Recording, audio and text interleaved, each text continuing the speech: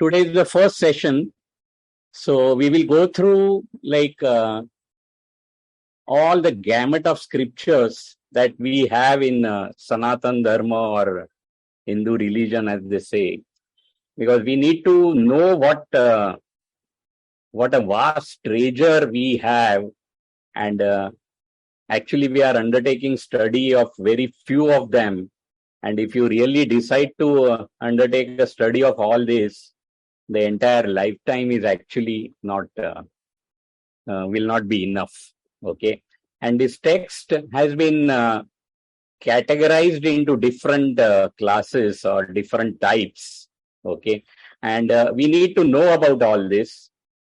So let's start with this, the scriptures part. Okay, basically our scriptures are divided into two categories. One is called Shruti and another is called Smruti.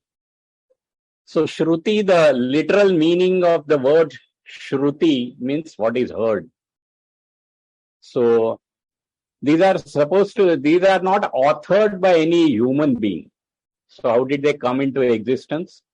Like if you know our rishis or saints, they used to meditate, and they used to meditate for hours. And in their meditation, they got revelations about some knowledge. Okay, this knowledge is about the entire universe. And this was revealed to them in their meditation. And this is not like one rishi or one saint. It is many of them, maybe hundreds of them. So this was passed on through generations because we had Guru Shishya Parampara. Okay, so it was passed on to generations through Guru Shishya Parampara, and this was all in a scattered form. So it was like Vedavasa, or his real name was Krishna Dvaipayan, who compiled these shlokas or verses and categorized them into 4. And these are the Vedas. So that's why Krishna Dvaipayan is called Vedavas. He did not author it, like he did not write these Vedas. He just compiled all this and categorized them into 4. And we will see like what these 4 Vedas are and what it contains. So that is about Shruti, and it is said to be apaurushaya, not authored by any human being. So any of the Vedas you cannot attribute to any one person. Okay, so that is about Shruti. The second category, as I said, is Smruti. As the name indicates, it is through memory. And this is creation of the human mind. So these have been authored by rishis, and each of these scripture under this category can be attributed to one individual or one human being. So this is Shruti and Smruti. So let's see what Shruti contains. Shruti is basically Vedas, and literal meaning of Veda is knowledge. And this knowledge is about the universe. And again, here there are 2 types of knowledge, one can say. One is called Apara Vidya, which is knowledge of the universe. This is the knowledge about what we see around us. Okay, we see nature around us, like the rivers, the mountains, oceans. Okay, so this is knowledge about the entire universe, and this is the lower level. That's why it is called Apara Vidya. And we will see again like what this knowledge is. This is also like there in the Vedas. And the second is Paravidya, the highest spiritual knowledge, which is the knowledge of the self, knowledge of Atma, Brahman, all the same actually. It's not different knowledge. So this is like knowledge of the unmanifest, what we cannot see, cannot perceive. So this is called Paravidya, the highest spiritual knowledge. And we talked about 4 Vedas. So I think everybody knows what these Vedas are. So Rig Veda, Yajur Veda, Samaved, and Atharvaved. And out of this, Rigved is the oldest. So what does this Vedas contain? So Vedas actually have 4 sections. Each Veda has 4 sections. The first section is called Sanhitas or Mantras. And these are hymns to nature or God. Like these are shlokas in appreciation of God, in appreciation of nature. That is again same mountains, rivers. Okay. So these are hymns to nature, and this section is called Sanhitas or Mantras. The second section is Brahmanas. See, in those times, there used to be yajna for various things. If you have to gain something, you were supposed to perform a yajna. So there was a yajna for putra prapti. There was yajna for wealth, for power. So this section of the Vedas is called Brahmanas, and it contains rituals, detailed rituals for performing these yajnas, various kinds of yajnas. And his first, hello, okay. First 2 sections are called Karma Kanda. And the third and fourth section is called Jnana Kanda. So the third section, which is called Aranyakas, it gives significance and philosophy behind all these yajnas, why they have to be performed, and what is the philosophy behind this yajna. And the fourth, which is the most important, is Upanishad or Vedanta. The literal meaning is Upanishad is to sit near. So it indicates the Guru Shishya Parampara, where Shishya used to live in Guru's house and acquire the entire knowledge by serving the Guru. And Vedanta means end of Vedas. It can also be interpreted as essence of Vedas. So this is the highest spiritual knowledge that we talked about. And this is what is the most important if you are a spiritual seeker.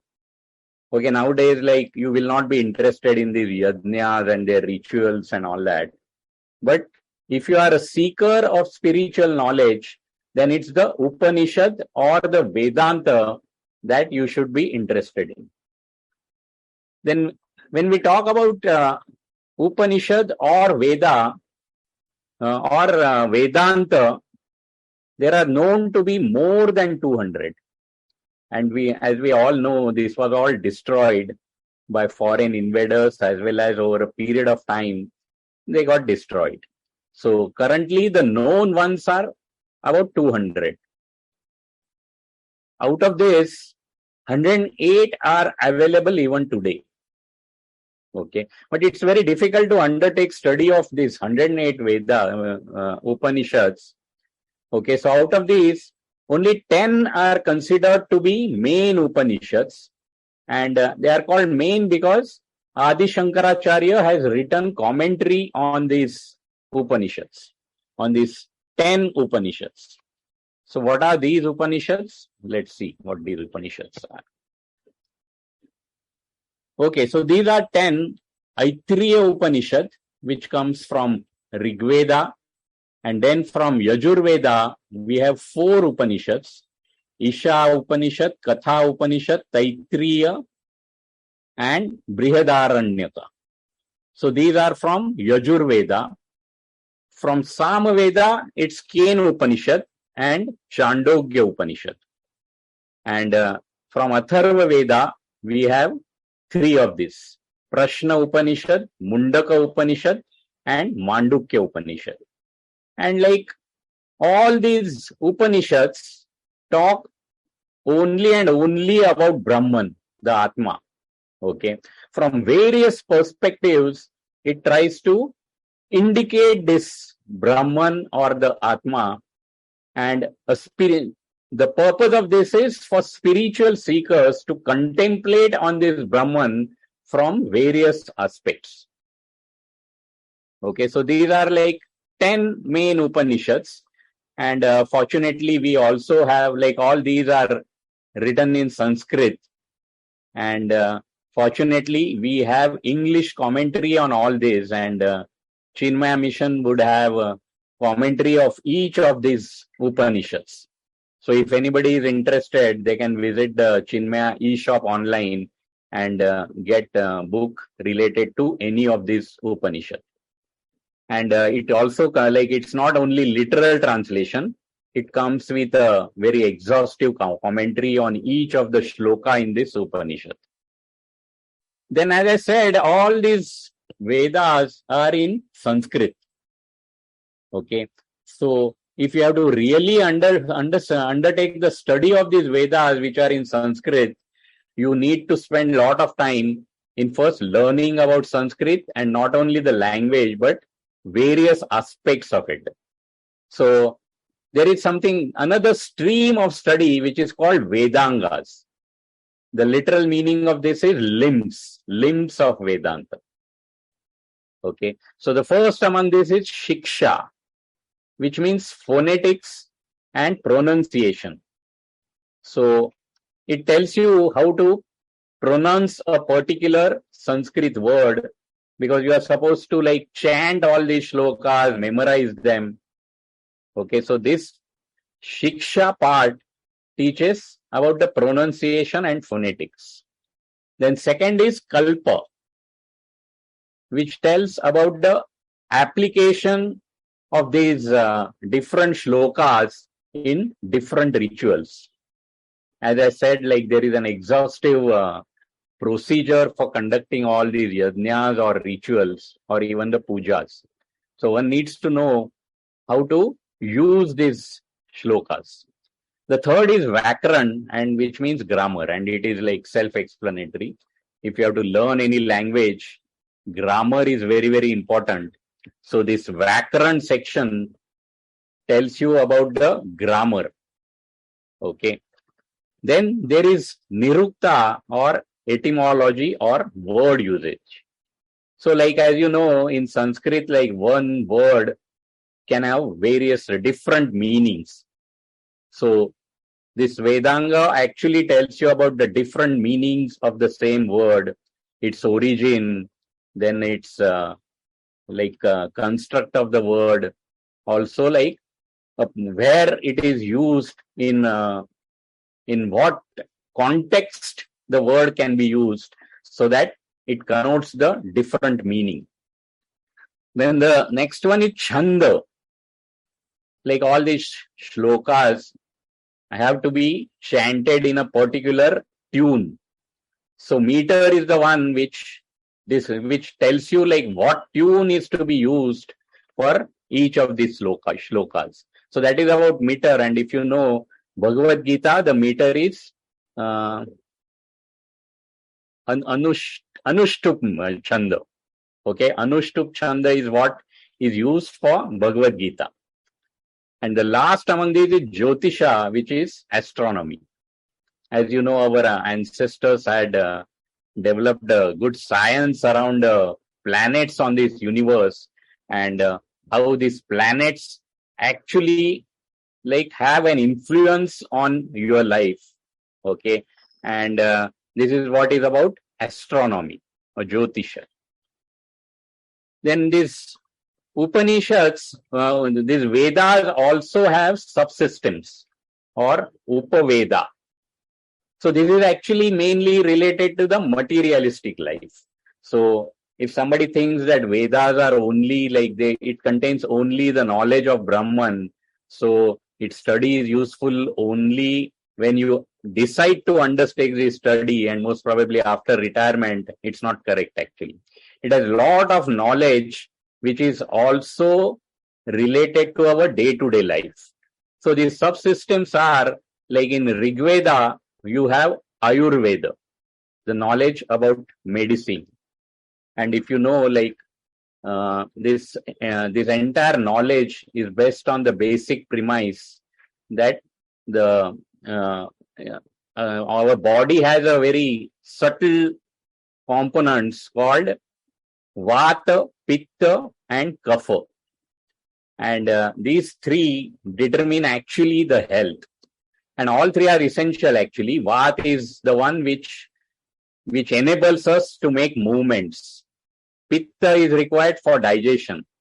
And Kapha is used as a lubricant.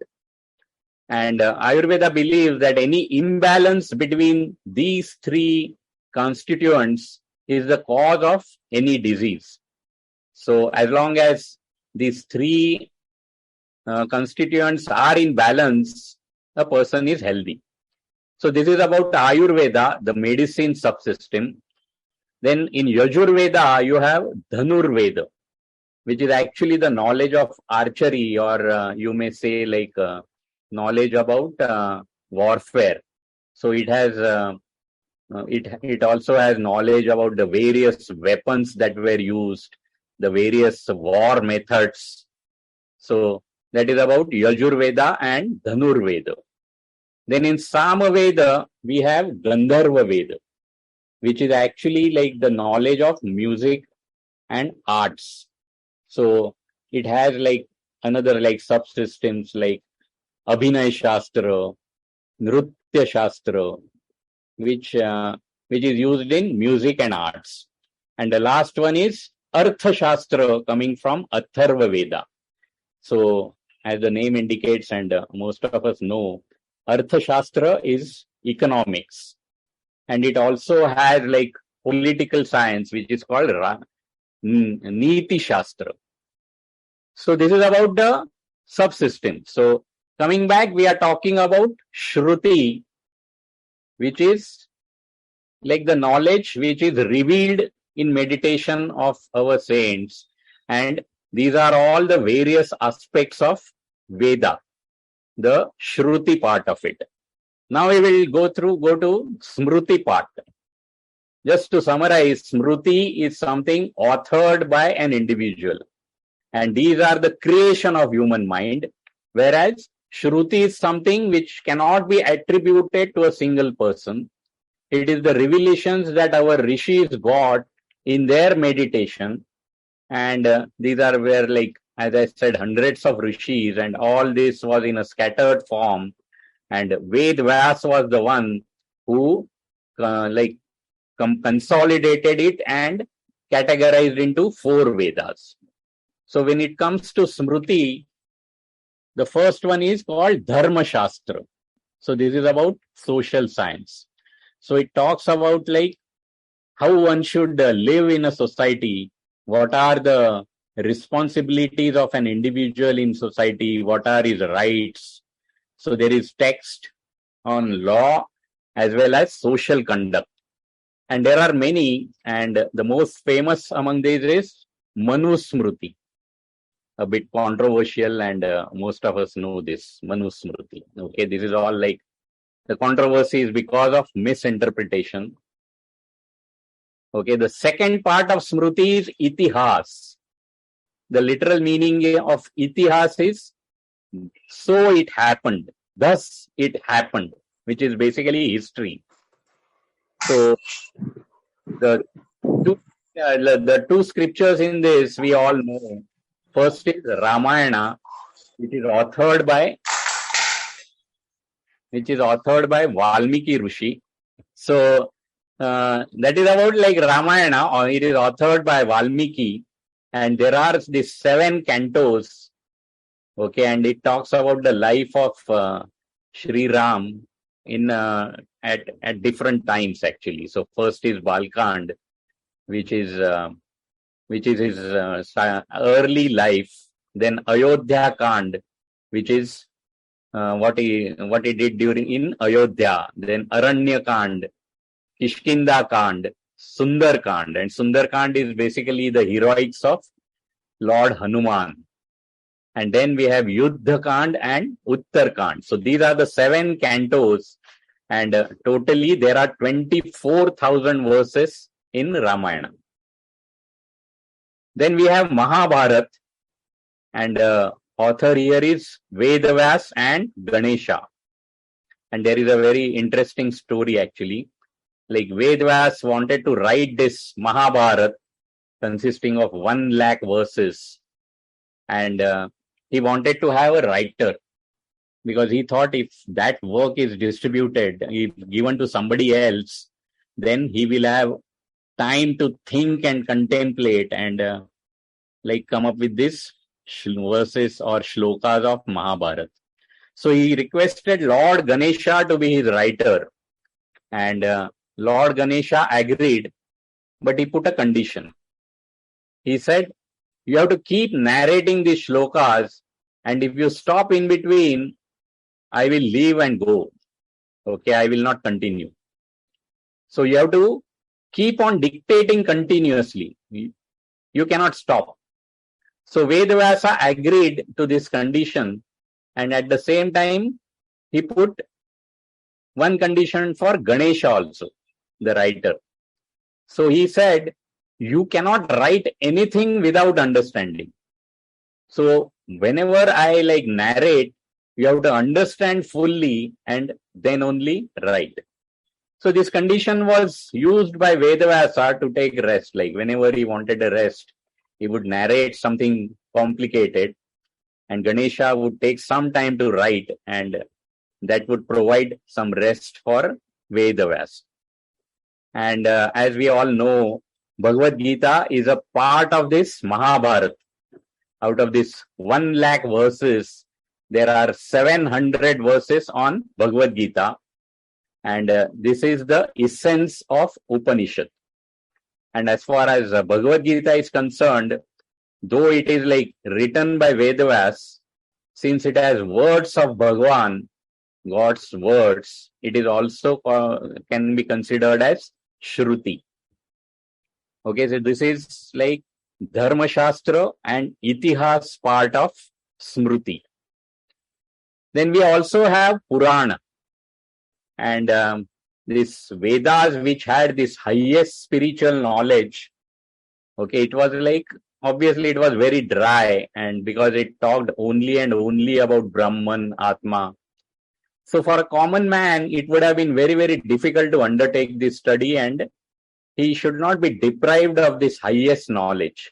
So Puranas is the one which tries to explain, which actually explains this knowledge through simple stories, which are quite interesting.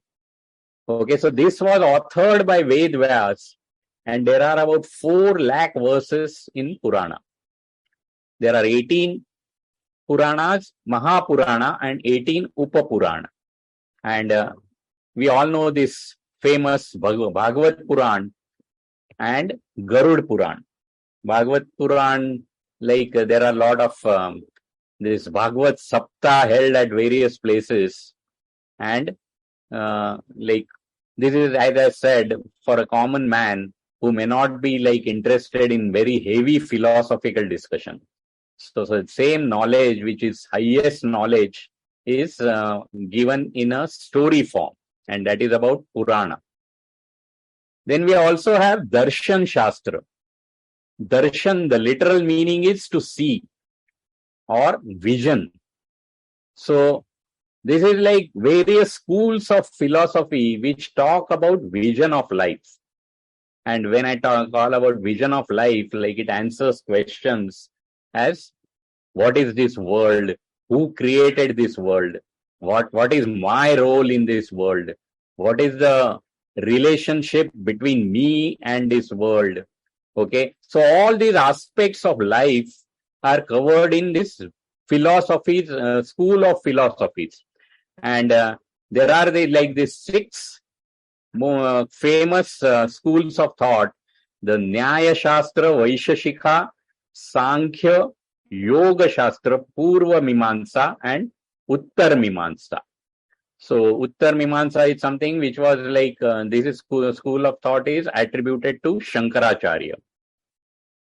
Then we also have Brahmasutra, and this is when you read Upanishad or the Vedanta, there are some shlokas which are apparently contradictory.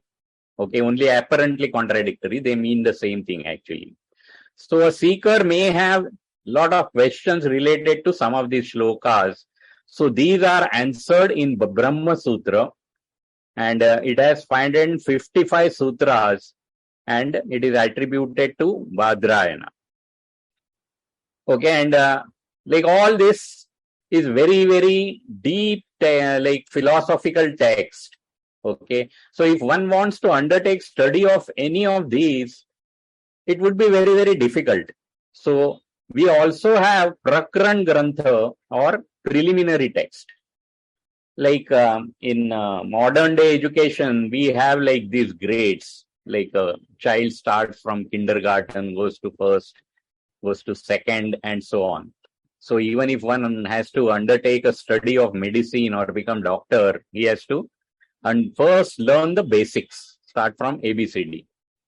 Okay, so these Prakaran Granthas are the ones or the preliminary text which explain the basic concepts. And once you know these basic concepts, it is easy to undertake the study of any of this higher level text. And most of these Prakaran Grantha were written by Adi Shankaracharya. And most famous or known among these is Tattva Bodh, Atma Bodh, Vivek Chudamani, and several others actually. Okay, so if you undertake the study of this Prakaran Grantha first, then it would be easy to undertake the study of any of the higher level text. So this is about Smriti. There are lots and lots more. I have just covered the main part of it. Then it said that we need to undertake study of these three in our lifetime. Okay, one is Upanishad, the other is Bhagawat Geeta, and the third is Brahmasutra. So any Hindu is supposed to study this in his lifetime. Okay, so this is about our scriptures, and the essence of Upanishad is Bhagavad Geeta, and essence of Bhagavad Geeta is Geeta Saar by Ramana Maharshi. Yes. Okay, so now we will go through, like we need to understand the author of this text. Okay, Shri Bhagwan Raman Maharshi.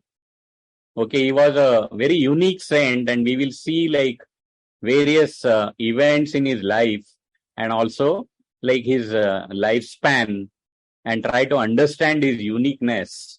Okay, he was born in 1879 in a village called Tiruchuli, which is near Madurai in Tamil Nadu. Okay, and as a child, he was a very normal child. The only strange behavior about him was his deep sleep. He used to have very, very deep sleep, and if he is sleeping, then it was very difficult to wake him up. Okay, that was the only something different than the normal child. Otherwise, he was a normal child. And it is said that he had fascination for this Arunachala. Arunachala is a mountain in Tiruvannamalai. Okay, and he had a fascination for this Arunachala. Actually, he didn't know what this Arunachala is. He actually thought that it is some place not on earth.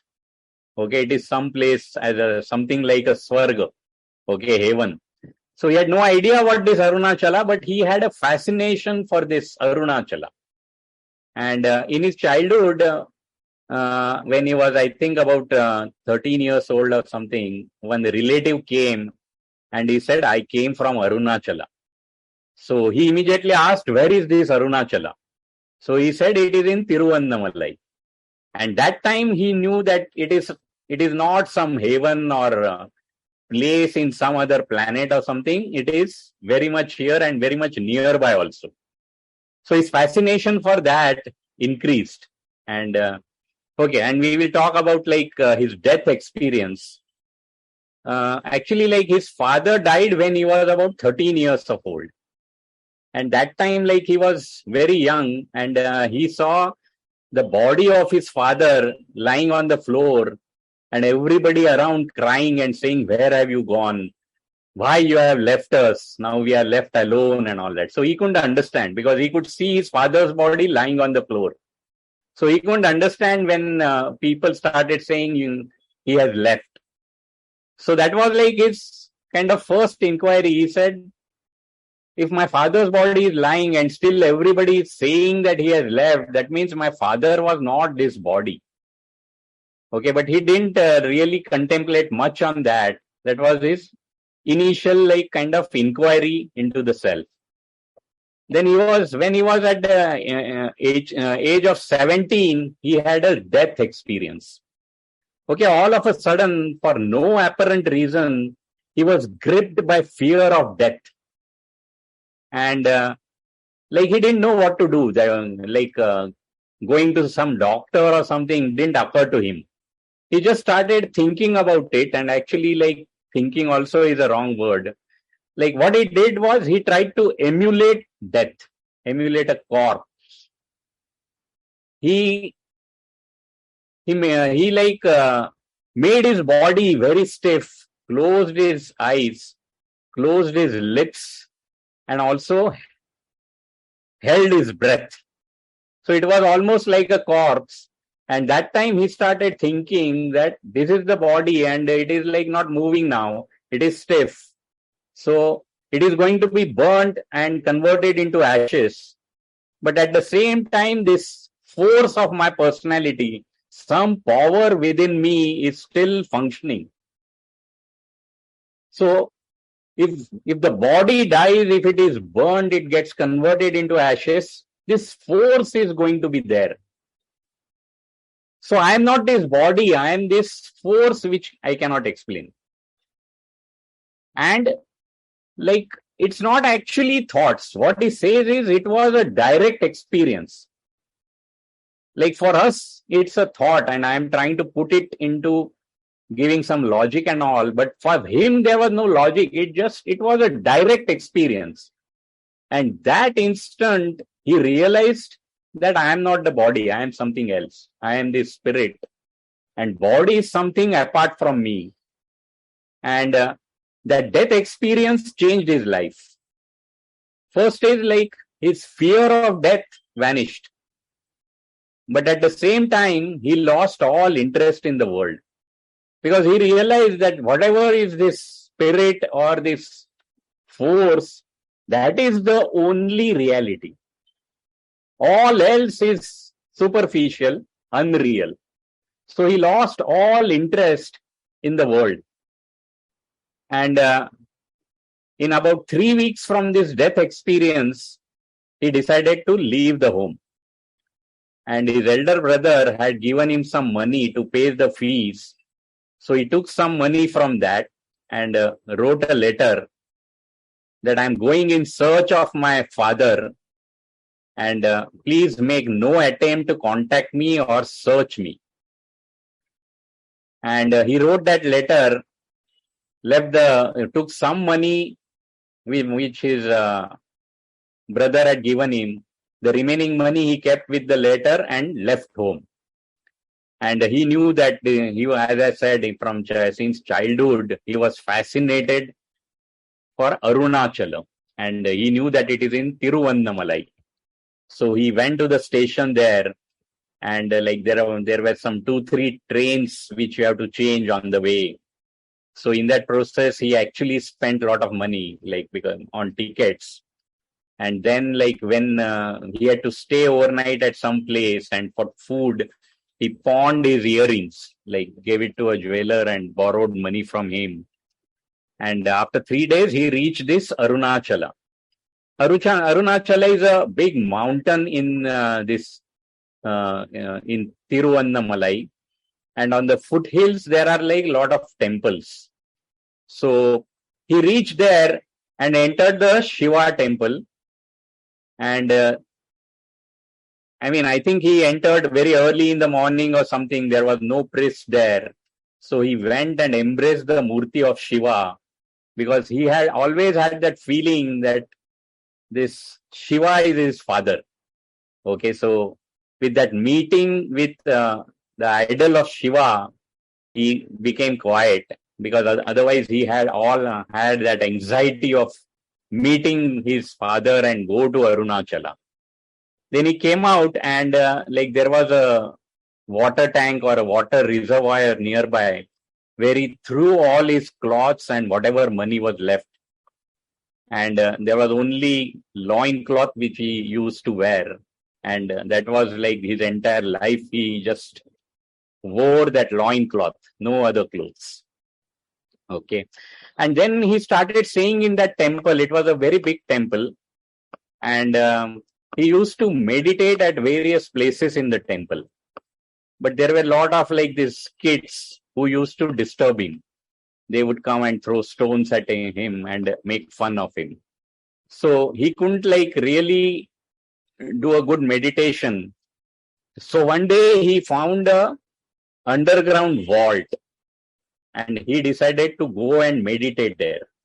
So he went there and started meditation, and he probably spent few days without eating. And not only without eating or something, he lost sense of his body altogether. There were a lot of insects there which bit his thigh, actually, somewhere near the thigh. And there were a lot of wounds, pus coming out of it.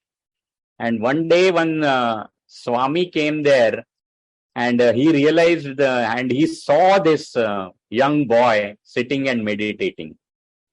So he was like in deep trance, and it was very difficult to get him out of that meditation.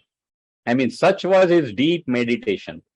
So they had to literally lift him and bring him, like he was in the underground vault. So they had to lift and get him to the main temple.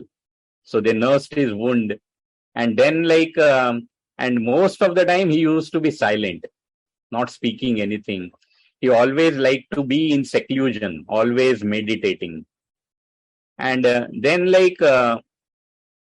word spread around, and a lot of people started coming to just meet him. And he used to hardly speak, and people used to just ask him questions, and most of the times he would write it on a piece of paper. His pravachan was actually in silence. He just used to sit in silence, and people just used to sit around him. Very few people used to ask questions, and like in that silence itself, he used to impart the knowledge. So he's called meditative saint, actually. He is not like the saints that we see, the other saints that we see, who are into pravachan, building ashrams and all that. We'll talk about it. So he used to impart knowledge through silence. And a lot of devotees have shared their experience, whatever doubts they had, like in that silent satsang, their doubts used to be cleared.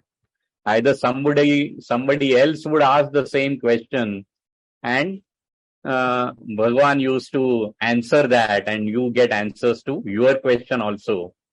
Okay. So this was like silent satsang that used to have. And then he moved to a cave. It's called Virupaksha cave on Mount Arunachal. And it was like actually a samadhi of some saint. And he spent the remaining part of his life in this cave on Arunachala. Okay. And in the last days, he developed a tumor on his left arm. And it was malignant, actually. And it was a cancerous one. So he had to undergo surgery. And he underwent surgery without any anesthesia. Okay. So for us, like, I am not this body and I am Brahman is only theory. But he had the actual experience, and he was living that knowledge. And he used to be very peaceful and calm during the surgery. So even the surgeons who operated on him, they had a very different kind of experience, and they also felt peaceful. So after the surgery, they like prostrated to him, and he was looking as if somebody is stitching his shirt. Okay. So that is about Ramana Maharshi and his last days. And then his health deteriorated because it was a cancerous tumor. And he passed away in 1950. So about 70 years he lived.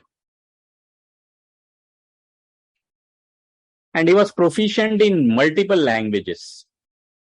He knew Tamil, Sanskrit, Telugu, and Malayalam. So, lot of his literature is available in these 4 languages.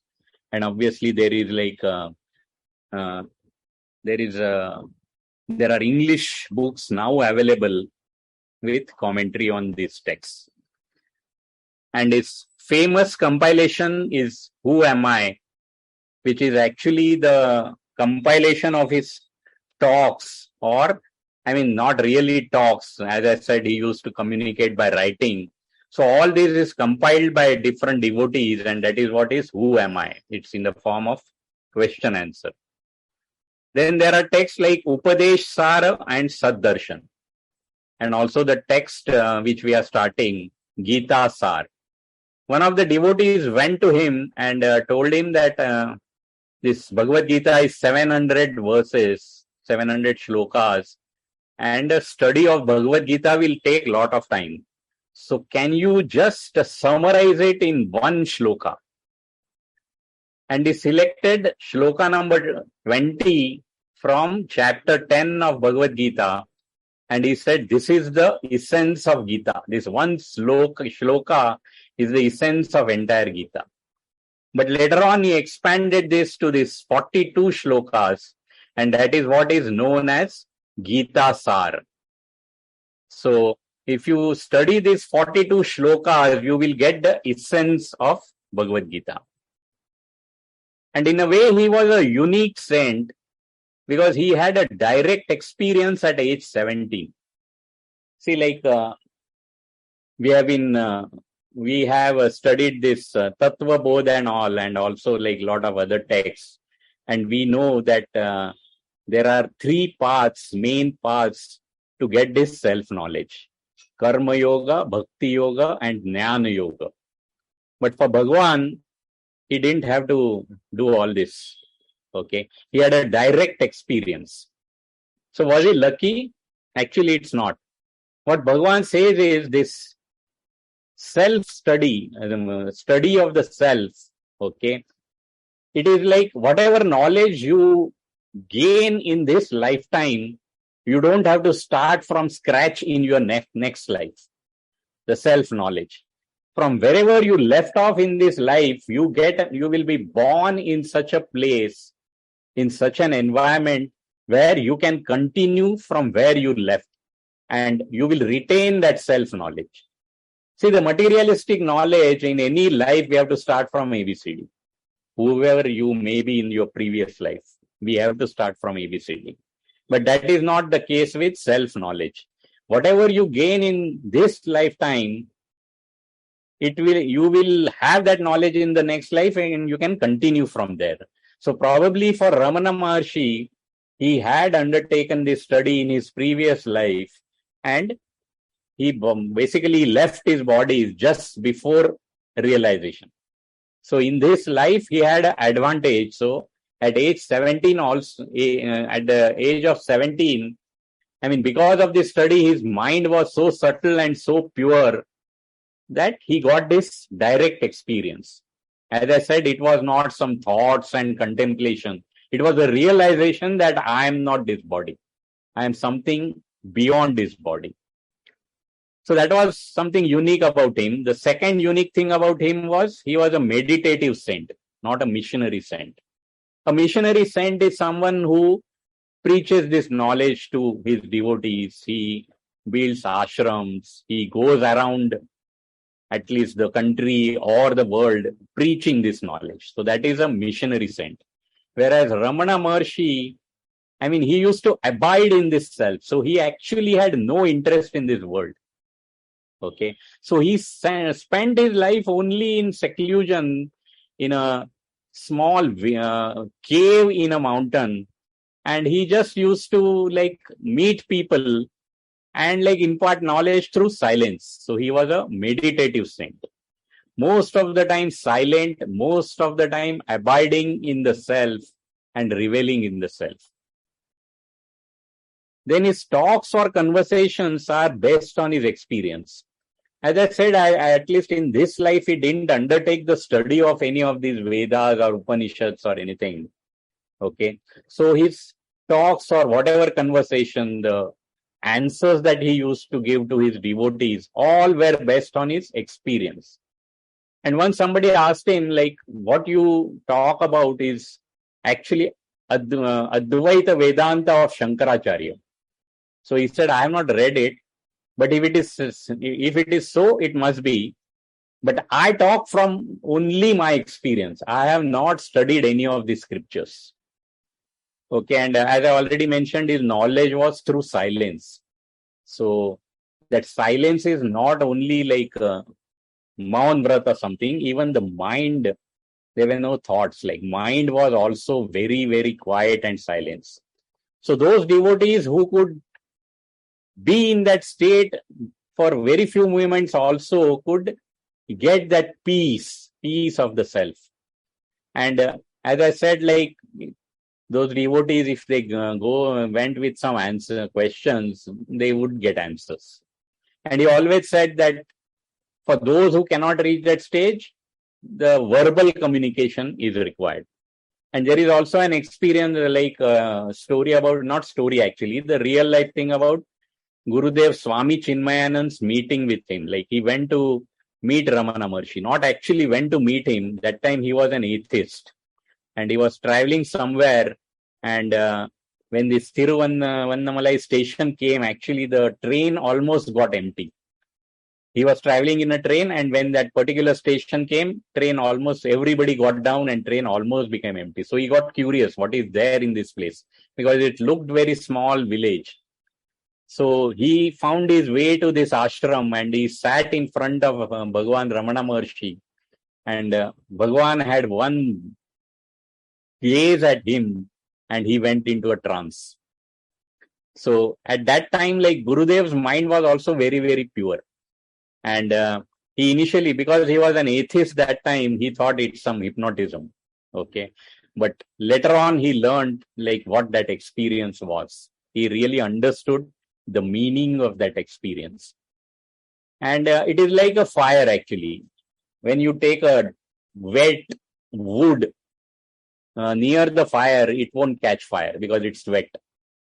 But a dry wood will immediately catch a fire. So same was with Ramana Maharshi. He was that fire of self-knowledge. Anyone who went and if he is ready, he would get that knowledge. He would progress in his spiritual path. But if you are not ready, then it will be like a normal meeting. Okay. And he was the one who proposed this. He propagated this path of self-inquiry. Very, very simple and very direct method of self-realization. Okay. Who am I? Okay. And he always used to say, go back and find out who you are. Anyone comes with a problem, who would say, find out who has this problem. So the basic premise of his teaching was self-inquiry. Who am I?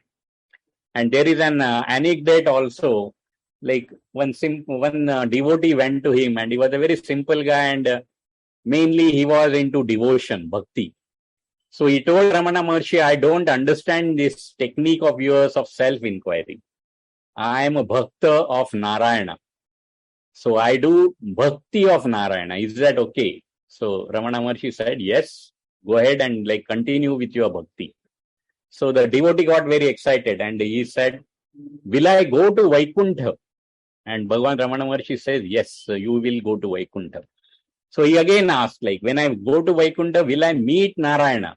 He said, yes, you will meet Narayana. You will go to Vaikuntha and definitely you will meet Narayana. So he said, what will Narayana say to me?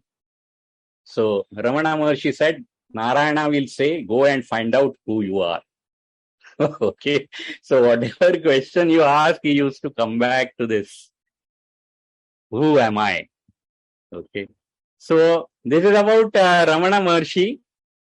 And like from the next session, we will start the study of this Geeta Saar. This was an introductory session. Okay. And the purpose was for all of us to understand what treasure of knowledge we have in our culture. And also know about Ramana Maharshi, who has like out of compassion, like compiled these 42 verses. Maybe for people like us who don't find time and who cannot commit time for 700 shlokas of Bhagwan. Okay. So from next session, we will start on the study of this